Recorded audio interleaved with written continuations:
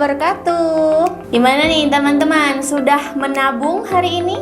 Kalian sudah mulai nabung belum? Karena hari ini kita akan membahas satu buah buku yang berjudul Kenapa sih kita harus nabung? Nah, buku ini adalah buku yang ditulis oleh Hasna Wijayati. Dia adalah seseorang yang lahir di kota Solo, lulusan pascasarjana dari UGM, Universitas Gadjah Mada, dan sangat mendalami tentang keuangan.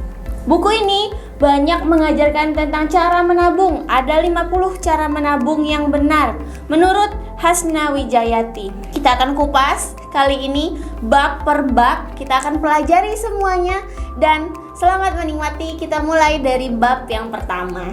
Nah, di bab yang pertama judulnya wawasan menabung. Wawasan menabung di sini diawali dengan statement cita-cita saya itu bisa menikmati hidup dengan menyenangkan. Kecil dimanja-manja, muda foya-foya, tua kaya raya, mati masuk surga. Di bawahnya, nikmatnya hidup. Itu adalah statement yang luar biasa, tapi statement ini tentu saja tidak akan mungkin terjadi kalau kamu masih gitu-gitu aja dan belum memulainya semua dari awal. Guyonan ini adalah guyonan yang sering banget diimpikan semua orang, bahkan pengen banget dinikmati oleh semua orang. Tapi apa benar bakal kejadian kalau kamu masih rebahan di kasur, belum menyiapkan apapun, belum mulai nabung, dan masih banyak hal yang belum terjadi, tapi kayaknya nggak akan mungkin gitu loh kalau masih rebahan. Nah, di wawasan menabung ini dibagi ke beberapa subbab. Yang pertama yaitu pengertian menabung. Pengertian menabung di sini dalam arti sempit digambarkan adalah menyisihkan atau menyimpan uang di suatu tempat. Menabung itu berarti menyisihkan uang. Menyisihkan uang ya teman-teman, bukan sisa-sisa uang, bukan. Jadi dari awal kalau kamu sudah gajian atau kamu dapat uang dari orang tua, misalnya uang bulanan, sisihkan dari awal. Uang menabung harus. Nah, dalam arti luas, menabung berarti adalah hal positif yang jika dilatih terus-menerus akan membawa kita untuk bisa mengatur pengeluaran berdasarkan pemasukan. Jadi makna menabung di sini lebih dalam. Di sini diajarkan bahwa bila kita terus-menerus melatih menabung, kita akan bisa mengatur pengeluaran kita sendiri. Kita akan tahu pengeluaran kita tidak akan membengkak, pemasukan cuma sedikit, tapi pengeluaran justru membengkak. Itu kan merepotkan, apalagi jika kita harus menghutang. Nah, menabung ini akan mengajarkan bagaimana kita bisa memanajemen keuangan kita, gitu. Masuk ke subbab yang kedua yaitu tujuan menabung. Nah, di tujuan menabung ini digambarkan bahwa setiap orang itu punya tujuan yang berbeda-beda. Bahwa menabung itu bisa saja untuk keperluan tertentu. Misalnya mau beli barang handphone misalnya, televisi, sepeda motor, kendaraan lain, mobil, rumah, dan lain-lain. Tapi tujuan menabung ini harus ada, harus banget dan wajib banget ada. Bahkan tujuan menabung ini harus kuat agar kita bisa menabung dengan konsisten dan terus-menerus. Lalu ada manfaat menabung. Beda ya, tujuannya tadi sudah jelas untuk DP rumah, misalnya untuk membeli handphone, beli motor, membeli mobil, dan lain-lain. Itu adalah tujuan menabung, tergantung dari orangnya masing-masing. Sementara manfaat menabung ini ada banyak banget juga. Dengan menabung berarti kita dituntun untuk belajar mengatur keuangan kita. Nah, ada beberapa manfaat untuk menabung. Yang pertama yaitu membentuk kebiasaan gemar menabung. Tentu aja dari kecil kalau dilatih untuk bisa menabung, itu manfaatnya bagus banget. Mulai dari uang receh, 1.000, 2.000, dan lain-lainnya, hingga uang yang cukup besar. Itu akan melatih kita untuk terus menabung. Yang kedua yaitu belajar untuk hidup hemat. Tentu dengan menabung, uang yang disisihkan akan mengurangi jatah kita dalam sebulan. Nah, ini akan meminta kita dan mengajak kita untuk berhidup hemat. Nah, yang ketiga yaitu belajar untuk bersabar. Kenapa nih kok bersabar? Menabung kan butuh waktu yang cukup lama. Misalnya kita ingin di akhir tahun ini, bulan Desember nanti misalnya, atau awal tahun 2022 ingin membeli sebuah handphone, ya kita harus menabung dengan konsisten, bersabar hingga awal Januari 2022 hingga tabungan kita cukup untuk membeli handphone. Ini akan melatih kesabaran. Nah, yang keempat, manfaatnya adalah untuk hidup sederhana. Kalau yang tadi berhemat, kalau yang ini hidup sederhana. Artinya nggak perlu tuh kita tiap bulan gonta-ganti baju, beli tas ini itu, beli sepatu ini itu. Nggak perlu. Kita butuh berhidup sederhana. Cukup beberapa aja baju, tidak harus bulan ini beli baju terus, tidak harus beli sepatu terus, tidak harus ini, tidak harus itu. Kita bisa berhidup dengan sederhana. Jadi tidak foya-foya, nggak nongkrong kesana kesini terus, nggak terus. Boleh menikmati hidup, boleh. Kita sisihkan uang juga untuk menikmati hidup dan mengapresiasi diri. Tapi juga bukan dilakukan secara terus-menerus. Jadi misalnya dalam sebulan boleh beli baju cuma satu misalnya, atau boleh tuh nongkrong di luar cuma sekali aja. Sisanya adalah untuk berhemat dan hidup sederhana. Yang kelima, manfaat menabung adalah mencegah terjebak dalam berhutang. Nah, seperti yang Kak Febri bilang tadi, bahwa menabung ini bisa banget melatih kita untuk hidup hemat sekaligus mencegah kita untuk berhutang. Jadi jangan sampai kita menabung dalam jumlah besar tapi hutang kita numpuk. Jadi harus banget balance, uang untuk menabung, uang untuk kehidupan kita, dan lain-lain gitu. Jadi kita bisa mengatur keuangan dengan baik, tidak sampai kita berhutang. Itu dari manfaat menabung. Terus di bab kedua itu ada jenis-jenis tabungan. Di sini lebih banyak digambarkan jenis-jenis tabungan dalam bank. Kenapa dalam bank? Karena penulis itu beranggapan bahwa kalau membahas tabungan di masa sekarang itu yang paling banyak dibahas tentu akan berhubungan dengan bank. Kalau nabung, teman-teman semua pasti nabung di bank juga kan? Nah, jadi jenis-jenis tabungan ini adalah jenis-jenis tabungan yang ada di dalam bank. Yang pertama adalah tabungan konvensional.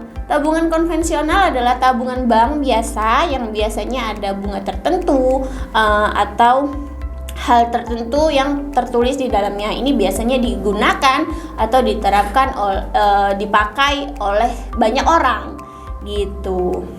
Terus yang kedua adalah tabungan investasi. Investasi itu bisa berupa emas, saham, reksadana, dan banyak lagi yang digambarkan di dalam buku ini. Tabungan investasi juga sangat berguna untuk uang-uang yang memang kita khususkan untuk digunakan tahun depan misalnya. Jadi kita bisa investasikan ke dalam emas atau saham atau reksadana dan lain-lain. Terus yang ketiga ada tabungan berjangka. Tabungan berjangka atau deposito. Tabungan berjangka atau deposito ini biasanya diberikan bank untuk jumlah uang tertentu.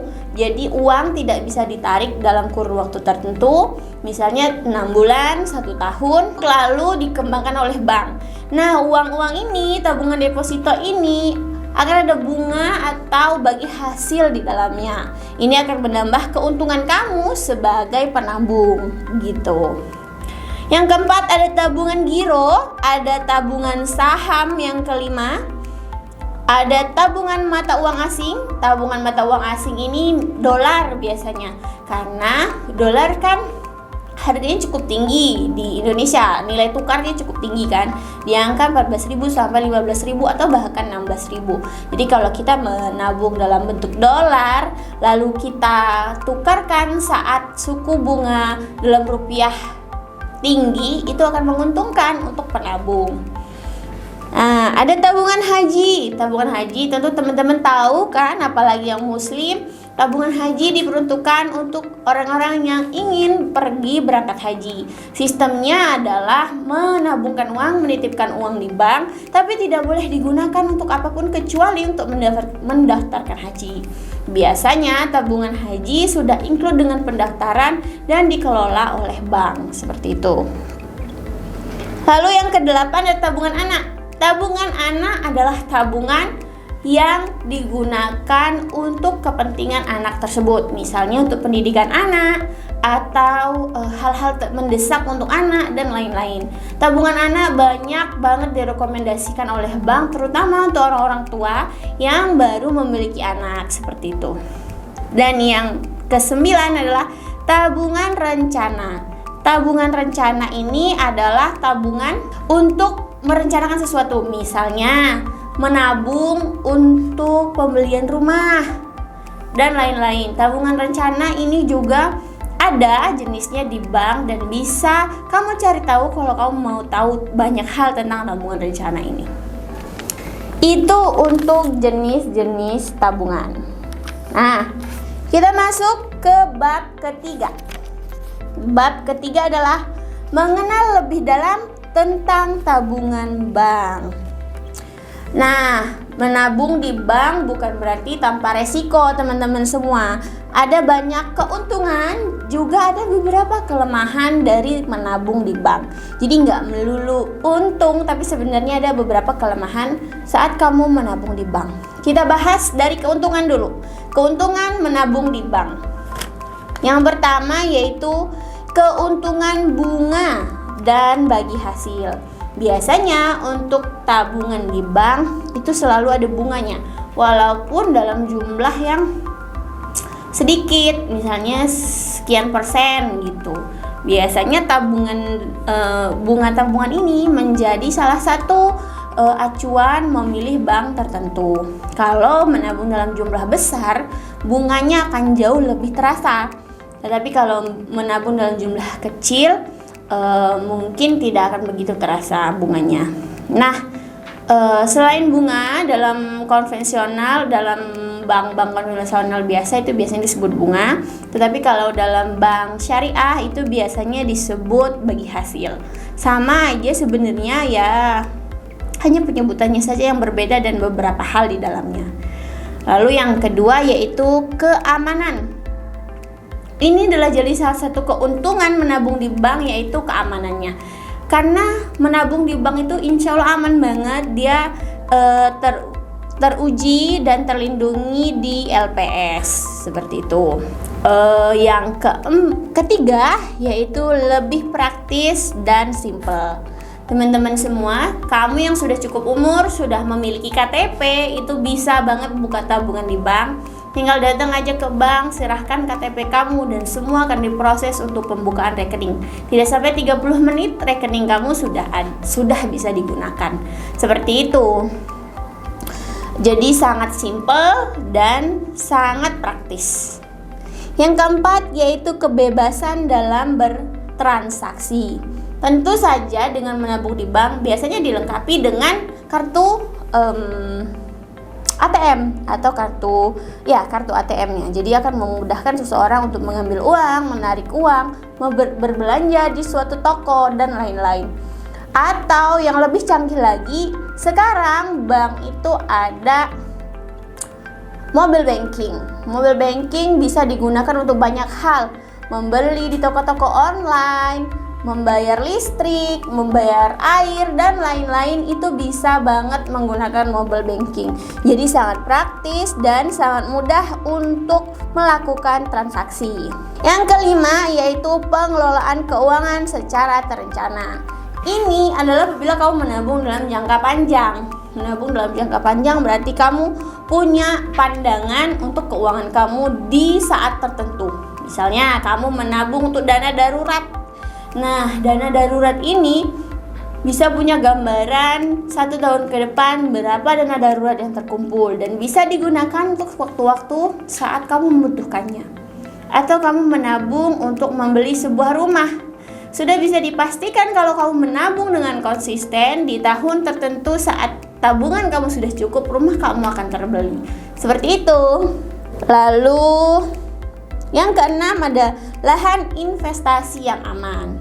Seperti tadi, jenis tabungan adalah tabungan saham, ada tabungan investasi.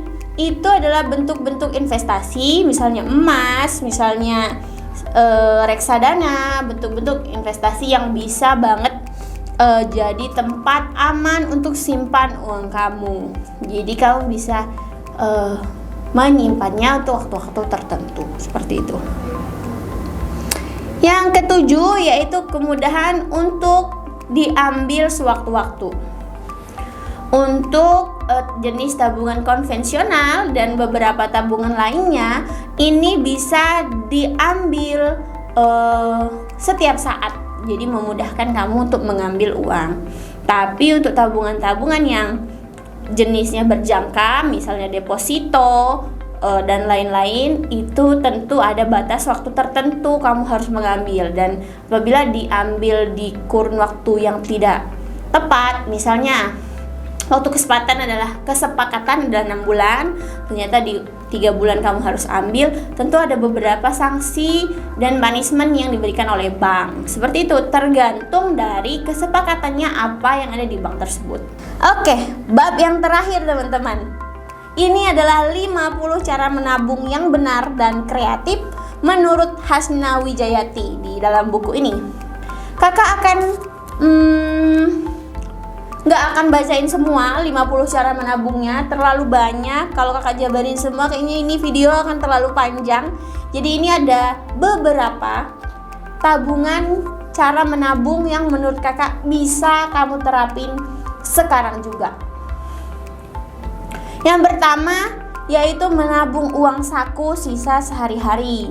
Kalau kamu masih sekolah atau bahkan kamu sudah bekerja, biasanya akan ada uang saku setiap harinya. Misalnya kalau untuk anak SMA, berapa ya uang saku kalian? Kalau kakak dulu uang sakunya sangat kecil. Uang saku kakak dulu waktu SMA itu 50.000 per minggu.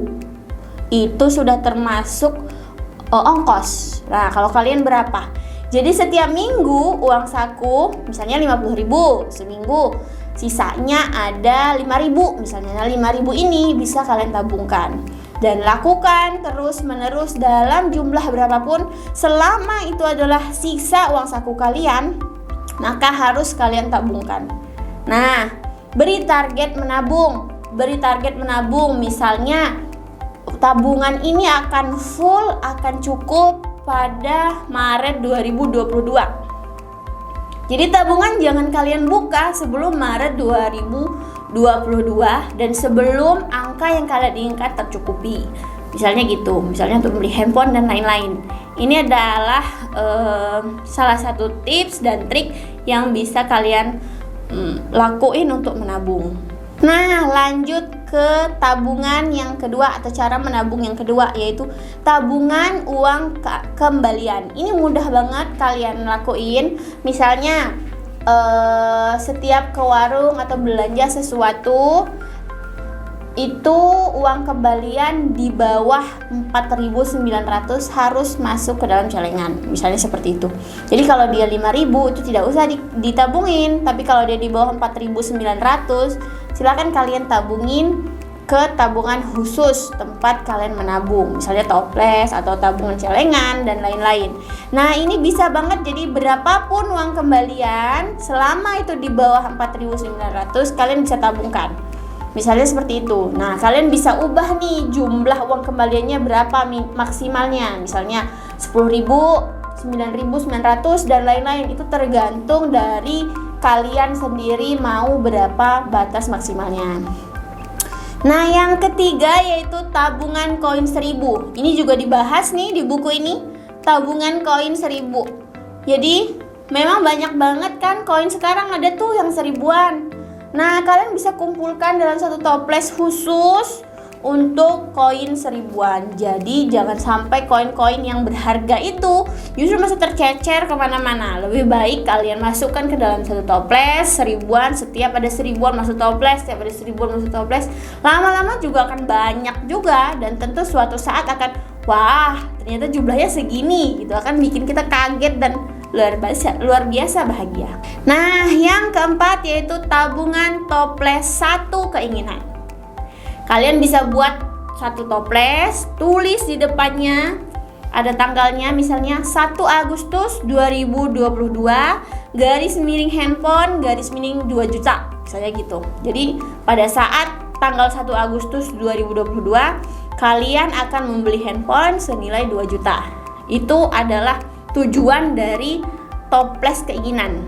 Nah, kalian bisa tabungin 20.000, 10.000. Yang terpenting adalah pada saat tanggal 1 Agustus 2022 uangnya sudah cukup untuk membeli handphone atau bernilai sebesar 2 juta. Jadi toples keinginan ini karena kita baca terus menerus tuh jumlahnya dan apa tujuan dari menabung itu, tentu akan membuat kita semangat. Misalnya ditaruh di depan kamar atau ditaruh di meja khusus belajar. Jadi saat kita belajar, saat kita membaca, wah tabungan belum ngisi hari ini, isi dulu. Seperti itu terus menerus secara konsisten, pasti keinginan kita akan terwujud. Ini bisa kalian ganti apapun barangnya, terserah, motor, mobil, rumah, itu bisa kalian terapkan semua.